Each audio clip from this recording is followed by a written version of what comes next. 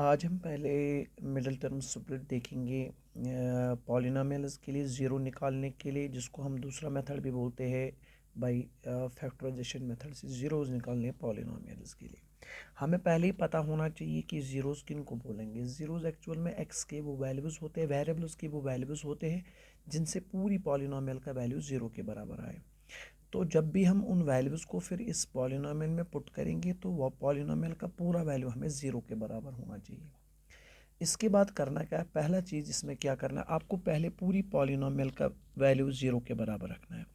तो हम पूरी पॉलिनोमियल का वैल्यू पहले ज़ीरो के बराबर रखेंगे। ये पहला स्टेप रहेगा इसमें आपके पास, क्योंकि जब भी हमको पता होता है कि पॉलिनोमियल की ज़ीरोज़ निकालने तो वैल्यू ऑफ द पॉलिनोमियल पूरा ज़ीरो के बराबर आएगा।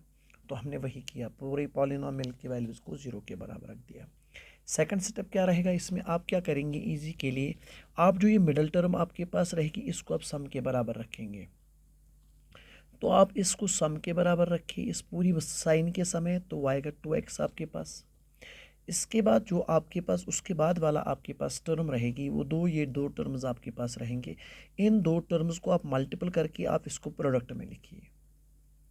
तो इन दोनों को मल्टीपल करके साइन लेके तो वो आपके पास 15 इंटू एक्स स्क्वायर आपके पास आएगा। तो वो आपके पास 15x² आपके पास माइनस 15x² आपके पास आएगा। तो पहले पूरी पॉलिनोमियल का वैल्यू ज़ीरो के बराबर, दूसरी बार जो आपके पास मिडल टर्म होगी उसको आप सम के बराबर रखेंगे, और जो आपके पास लास्ट वाली दो टर्म्स है उनको आप क्या करेंगे काम, उनको मल्टीपल करके आप प्रोडक्ट में लिखेंगे साइन के समय। तो ये करने के बाद आपको क्या करना है काम, आप इसका तीसरा चीज़ आपको जो देखना है वो आप साइड में देखिए। आपको क्या करना है, जो आपके पास ये प्रोडक्ट निकलता है आप इसको लिखिए। आप देखिए 15 को कितने तरीक़ों से मैं लिख सकता हूँ मल्टीपल करके। तो 15 को आप क्या करेंगे काम, पहला जो तरीका इसको लिखने का है वो आपके पास है 15 इंटू 1। 15 वन ज़ार तो 15 आएगा। तो मैंने बोला कि आपको यही प्रोडक्ट देखना है कि कितने तरीके से आप इस 15 को लिख सकते हैं। तो पहला यही तरीका है 15 वन ज़ार 15। दूसरा तरीका आपके पास है 3 5 ज़ार आपके पास 15 आएगा, इससे भी आप 15 लिख सकते हैं। एक्चुअल में हम ये 15 के फैक्टर्स लिखते हैं। तो आप सिंपली याद रखिए कि आप क्या करेंगे काम, आप देखेंगे 15 को एज ए प्रोडक्ट हम कैसे लिख पाएंगे, कितने तरीके हैं। तो पहला तरीका मेरे पास आया 15 वन ज़ार 15, 3 5 ज़ार 15। तो इसके बाद जो आपके पास ये दो तरीके मुझे लग रहे हैं 15 के लिखने के हैं आपके पास।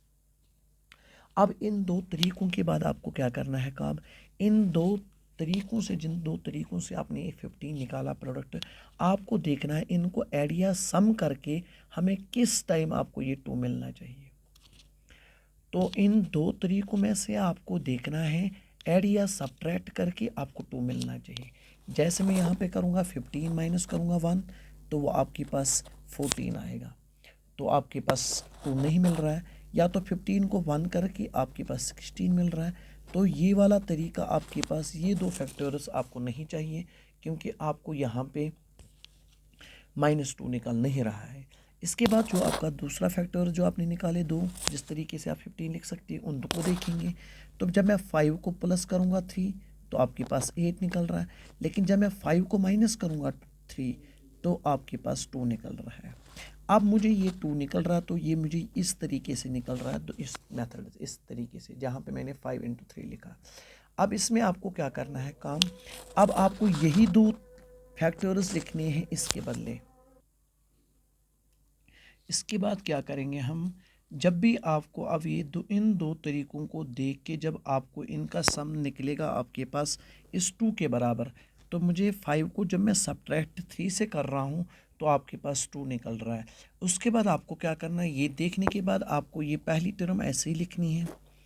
इसके बाद जो आपके पास लास्ट वाली टर्म है वो भी आपको ऐसे ही लिखनी है, इज़ इक्वल टू 0 भी आपको ऐसे लिखना है।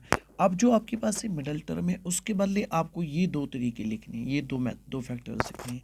एक तो 5 लिखना है और दूसरा आपके पास 3 लिखना है। अब आपको साइन माइनस की चाहिए, तो आपको पता ही होगा कि अगर हम 5 को 3 काटेंगे 2 आएगा, जब हम 3 से 5 काटेंगे तो आपके पास -2 आएगा। तो हम आपको -2 चाहिए तो हम ये वाला लिखेंगे। अगर हमें प्लस लेना होता तो आपको 5 से -3 काटना है तो 2 निकलेगा। अगर हमें माइनस चाहिए तो हम 3 से 5 काटेंगे तो आपके पास -2 निकलेगा।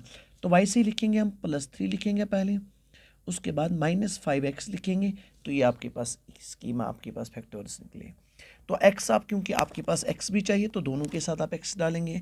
अगर y होता तो आप y में लिखेंगे, अगर आपके पास कोई भी वेरिएबल होगा तो उस वेरिएबल में आप लिख सकते हैं।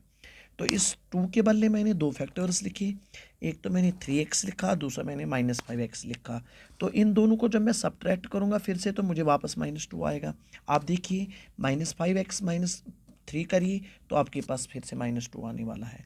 इसके बाद करने के बाद क्या करना है आपको काम, इन दो को आपको करना है आपके पास ग्रुपिंग। अब अलग अलग से ग्रुपिंग करने के बाद आपको इनको ग्रुप करके आपको फैक्टर्स, इनके कॉमन फैक्टर्स निकालने हैं। हमें पता है एक्स स्क्वायर का मतलब आपके पास एक्स एक्स होता है, प्लस आपके पास 3 इंटू एक्स में लिख सकता हूँ। यहाँ पे मैं इस 5 के बदले में लिख सकता हूँ 5 इंटू एक्स लिख सकता हूँ मैं। -15 के बदले में 3 इंटू एक्स 5 लिख सकता हूँ, इज इक्वल टू 0। अब ये दो में से आपको कॉमन निकालना है और इन दो में से कॉमन निकालना है।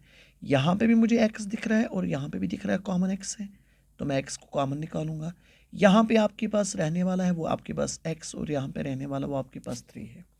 इसके बाद आप क्लोज करेंगे ब्रैकेट्स को। यहाँ से मुझे दिख रहा है यहाँ पे भी आपके पास 5 है, यहाँ पे भी आपके पास 5 है, तो मैं यहाँ से -5 को कॉमन निकाल के रखूँगा। तो यहाँ पे आपके पास x। अब यहाँ पे आपके पास जब आपने माइनस को बाहर निकाला, माइनस बाहर निकालने के बाद आपके पास यहाँ पे -5 को बाहर निकाला, तो यहाँ पे माइनस साइन नहीं रहेगी, आपके पास 3 रहेगा, +3 इज इक्वल टू 0 के बराबर।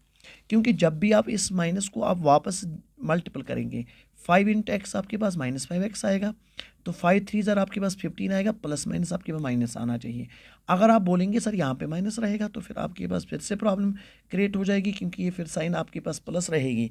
तो बेहतर है कि